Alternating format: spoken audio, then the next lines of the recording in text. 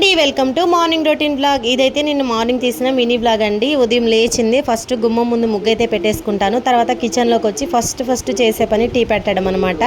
Tea పెట్టలేదంటే మా వారు కనీసం ఇంకా బెడ్ కూడా దిగరండి. ఫస్ట్ మా వారికి టీ ఇవ్వాలి. అంతేకాకుండా నాకు కూడా టీ తాగకపోతే ఏ పని కూడా అంత చురుగ్గా చేసినట్లు అనిపించదు.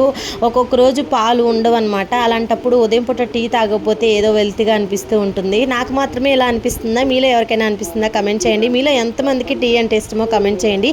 నాకైతే టీ కన్నా కాఫీ అంటే చాలా ఇష్టము, కానీ మా వారికి టీ అంటే ఇష్టము. అందువల్లే ఎక్కువగా టీయే పెడుతూ ఉంటాను. ఇంకా పిల్లలకి బ్రేక్ఫాస్ట్లోకి అయితే నేను పాలు కాగబెట్టి ఎగ్స్ అయితే బాయిల్ చేసి ఇచ్చాను. డైలీ ఇడ్లీ దోశ ఇవే తింటున్నారని చెప్పేసి ఇంకా అలాగైతే చేశాను. తర్వాత పిల్లల్ని కూడా రెడీ చేసి మా వారితో స్కూల్కి అయితే పంపించానండి.